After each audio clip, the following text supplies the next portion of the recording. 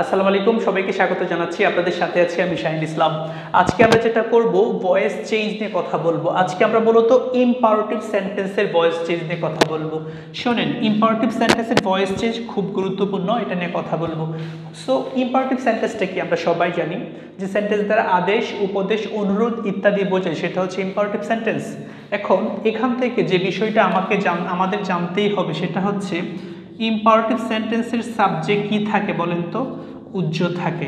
Imperative সেন্টেন্সের সাবজেক্টটা কি থাকে? উজ্জ থাকে। আবার ইম্পারেটিভ সেন্টেন্স তাহলে কি দ্বারা শুরু হয়? মানে খেয়াল করে, ইম্পারেটিভ সেন্টেন্স তাহলে ভার্ব দ্বারা শুরু হয়। যেহেতু সাবজেক্ট উজ্জ থাকে, শুরু হয় কি দ্বারা বলেন? ইম্পারেটিভ সেন্টেন্স কি ভার্ব দ্বারা শুরু। আরেকটা গুরুত্বপূর্ণ তথ্য হচ্ছে ইম্পারেটিভ সেন্টেন্স হচ্ছে present indefinite tense. Imperative sentence কোন টেন্স বলেন? Indefinite tense. তার মানে আমরা যেটা বললাম, ইম্পারেটিভ সেন্টেন্স হচ্ছে প্রেজেন্ট ইনডিফিনিট টেন্স। সো এগুলো আজকে আমাদের আলোচ্য বিষয় না। আজকে আমরা মূলত ভয়েস চেঞ্জ নিয়ে কথা বলবো। শোনেন, ইম্পারেটিভ সেন্টেন্সের যে স্ট্রাকচার, এটা একটু খেয়াল করেন তো। সাধারণত ইম্পারেটিভ সেন্টেন্সের স্ট্রাকচারটা হচ্ছে লেট, তারপরে অবজেক্ট, তারপরে হচ্ছে বি, তারপরে হচ্ছে কি মূল ভার্বের V3। আবার যদি দুইটা অবজেক্ট থাকে তাইলে যেটা হবে লেট, তারপরে ডিরেক্ট অবজেক্ট, তারপরে হচ্ছে বি, তারপরে হচ্ছে V3, তারপরে টু অথবা ফর, তারপরে হচ্ছে পার্সোনাল অবজেক্ট। এইটা এখনই হয়তো মনে থাকবে না, আর একটু পরে বিষয়টা ক্লিয়ার হবে। এখন খেয়াল করেন, ইম্পারেটিভ সেন্টেন্সের জন্য আমরা এখানে একটা ডায়াগ্রাম এঁকেছি, একটা বক্স এঁকেছি। খেয়াল করেন, অ্যাক্টিভে যদি ভার্ব, শুধু ভার্ব থাকে তাহলে প্যাসিভে কি বসবে? লেট। আর অ্যাক্টিভে যদি ডোন্ট থাকে, ডোন্ট দ্বারা শুরু হয়, তাহলে কি হবে? লেট নট হবে। আবার অ্যাক্টিভে যদি নেভার থাকে তাহলে প্যাসিভে কি হবে? লেট নেভার, অথবা লেট নট, তারপরে কি বসবে? এভার। তারপর খেয়াল করেন, মানে এই তিনটা বিষয় খেয়াল করেন, এই তিনটা বিষয়ে প্যাসিভে একটা বিষয় কমন, সেটা হচ্ছে লেট। তার মানে শোনেন, ইম্পারেটিভ সেন্টেন্সে অবশ্যই কি থাকবে? প্যাসিভে কি থাকবে? লেট থাকবে। আরেকটা জিনিস থাকবে, কি থাকবে? বি থাকবে। এই তিনটা বিষয়ের ক্ষেত্রে। কিন্তু যদি ইম্পারেটিভ সেন্টেন্সে প্লিজ থাকে অথবা কাইন্ডলি থাকে তাহলে কি হবে? You are requested to. আবার ইম্পারেটিভ সেন্টেন্স যদি ভার্বের পরে অ্যাডভার্ব থাকে তাইলেও কি হবে? You are requested to. তারপর ইম্পারেটিভ সেন্টেন্স দ্বারা যদি নৈতিক উপদেশ বোঝায় তাহলে কি বসবে? Should be. তার মানে হচ্ছে ইম্পারেটিভ সেন্টেন্সের ভয়েস চেঞ্জ করার জন্য স্ট্রাকচারটা খুব গুরুত্বপূর্ণ। রিপিট করছি, যদি ভার্ব থাকে, শুধু ভার্ব, তার কি দ্বারা শুরু হবে? লেট। ডোন্ট থাকলে লেট নট। নেভার থাকলে কি বসবে? Late never. আবার নেভার থাকলে লেট নট দ্বারাও করা যাবে, সেক্ষেত্রে কি ইউজ করতে হবে? এভার। প্লিজ অথবা কাইন্ডলি যদি থাকে, অথবা ভার্বের পরে যদি অ্যাডভার্ব থাকে তাহলে কি বসবে? You are requested to. আর নৈতিক উপদেশ বোঝালে কি বসবে? শুড বি বসবে। এইবার আমরা কতগুলো ভয়েস চেঞ্জ করার চেষ্টা করব। একটা বাক্য আমরা লিখলাম যে do the same. Do the same, এটা খুব এটা হচ্ছে অ্যাক্টিভ, তাই তো? এটার প্যাসিভ কি হবে বলেন তো? খুবই সিম্পল। ডু দ্য সাম মানে ভার্ব দ্বারা শুরু হয়েছে, তার মানে আমাদের শুরু করতে হবে কি বলেন তো? লেট। শোনেন, ইম্পারেটিভ সেন্টেন্সে লেট থাকবে, আরেকটা জিনিস থাকবে, সেটা হচ্ছে বি। খেয়াল করেন, মূল ভার্বের V3-র আগে কি থাকবে বলেন? বি থাকবে। মূল ভার্বের V3-র আগে কি থাকবে? বি থাকবে। তার মানে ডু দ্য সাম কি দ্বারা শুরু হবে বলেন? Late the same. তারপর কি হবে বলেন তো? Be done. আমরা বলছিলাম লেট দ্বারা শুরু হবে, তারপর অবজেক্ট বসবে, তারপর বি বসবে, আর মূল ভার্বের কি বসবে? V3। খুবই সিম্পল। যদি আমরা একটা বাক্য বলি যে don't do the same,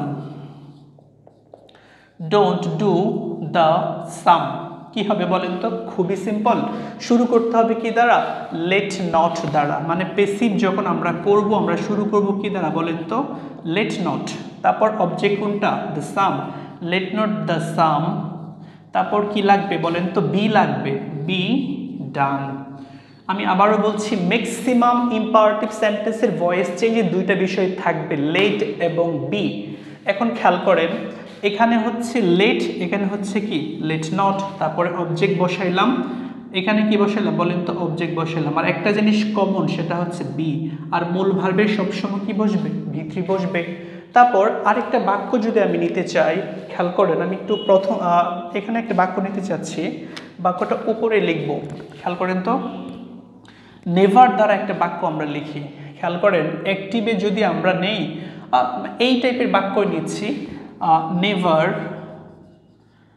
do the same, never do the same, এটার ভয়েস চেঞ্জ হচ্ছে দুইটা হতে পারে। খেয়াল করেন নেভার থাকলে আমরা লেট নেভার দ্বারা শুরু করতে পারি, আবার লেট নট দ্বারা শুরু করতে পারি। খেয়াল করেন নেভার যদি থাকে এটার পেসিভ করা যায় লেট নেভার, তারপর the same, let never the same, তারপর কি বলছি হবে বলেন তো, বি ডান। খুবই সিম্পল।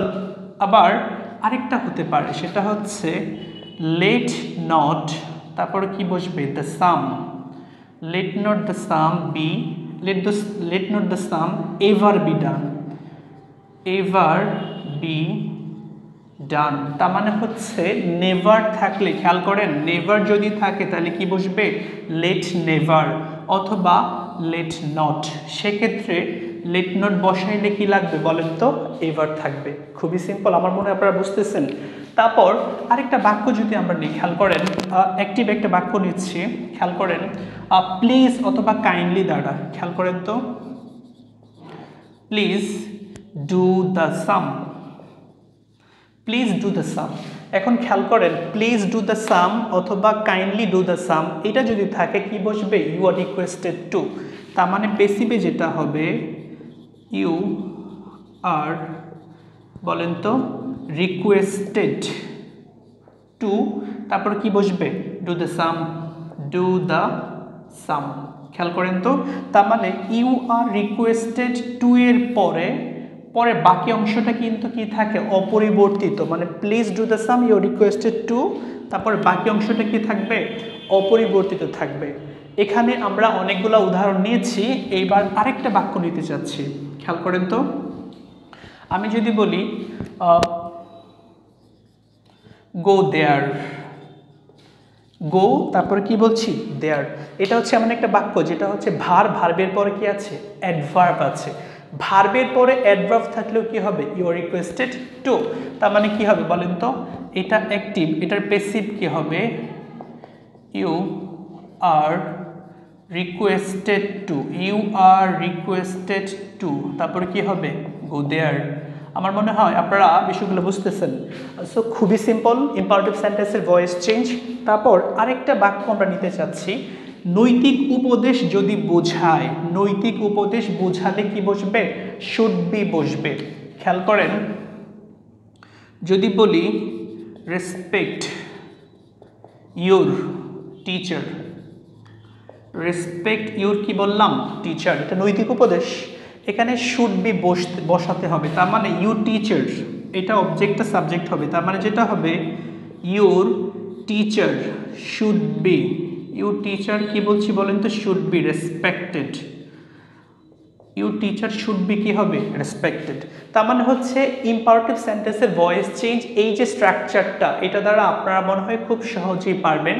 এইবার আরেকটা বাক্য আমরা নিতে চাচ্ছি, দুইটা অবজেক্ট যদি থাকে, খেয়াল করেন তো অবজেক্ট যদি দুইটা থাকে এরকম একটা বাক্য আমি নিতে চাচ্ছি, খেয়াল করেন একটা বাক্য লিখলাম অ্যাক্টিভে give me a glass of water, give me a glass of water, give me a glass of water. এখানে অবজেক্ট হচ্ছে দুইটা আছে, আমরা বললাম ডাবল যদি অবজেক্ট থাকে, একটা অবজেক্ট হচ্ছে মি আর একটা হচ্ছে কি এ গ্লাস অফ ওয়াটার, সবটা মিলা হচ্ছে অবজেক্ট। এখন খেয়াল করেন দুটো অবজেক্ট থাকলে প্রথমে আমরা লেটের পরে কি বসাবো ডিরেক্ট অবজেক্ট, আর পার্সোনাল অবজেক্টের সামনে টু অথবা ফর বসাতে হবে। তার মানে পেসিভ যদি আমরা করি যেটা হবে লেট, তারপর a glass of water, let a glass of water, let a glass of water, তারপর খেয়াল করেন বি বসাতে হবে, let a glass of water be given, let a glass of water be given to me. তার মানে খেয়াল করেন আমরা যেটা বলছিলাম ইম্পারেটিভ সেন্টেন্সে যদি দুইটা অবজেক্ট থাকে তাহলে ডিরেক্ট অবজেক্টটা আমরা লেটের পরপর বসাবো, তারপর ইনডিরেক্ট অবজেক্ট মানে পার্সোনাল অবজেক্ট যেটা, এটা বসাবো একদম শেষে, বাট তার সামনে কি বসাইতে হবে, টু বসাতে হবে অথবা ফর বসাতে হবে। আমি আরেকটা বাক্য নিচ্ছি, অ্যাক্টিভের একটা বাক্য, pluck me a flower. Pluck me, তারপর কি বলছি বলেন তো, এ ফ্লাওয়ার মানে আমাকে একটা ফুল তুমি হচ্ছে তুইলা দাও, তাই তো। এটার প্যাসিভ যদি আমরা করি যেটা হবে let a flower, let a flower, তারপর হবে be, be plucked, let a flower be plucked. এখানে কি হয়েছে বলেন তো, ফর মি। খেয়াল করেন, তার মানে এখানে একটা বিষয় আমরা গুরুত্বপূর্ণ বিষয় জেনেছি, যদি গিভ থাকে, গিভের পরে টু হয়, বাট অন্যান্য ক্ষেত্রে কি বসে বলেন তো, ফর বসে। আমার মনে হয় ইম্পারেটিভ সেন্টেন্সের ভয়েস চেঞ্জ আপনারা পারবেন। আরেকটা বাক্য হচ্ছে আমার লেখা উচিত, এখানে খেয়াল করেন তো, যদি বলি let me do the same, let me do the same, এখানে লেট তো আছে, এই লেট কিন্তু অপরিবর্তিত থাকবে, তার মানে হচ্ছে let the sum be done, let the sum be done, তাই তো, let the sum be done. এখানে বাই মি দিতে পারি আমরা, তাই তো, by me, let the sum be done by me না দিলেও আমরা সমস্যা নাই। তার মানে হচ্ছে ইম্পারেটিভ সেন্টেন্সের ভয়েস চেঞ্জ আপনারা মনে হয় পারবেন। আপনাদের সবার প্রতি রিকোয়েস্ট থাকবে আমার channel English technique with Shahin subscribe করার জন্য। ধন্যবাদ সবাইকে, আল্লাহ হাফিজ।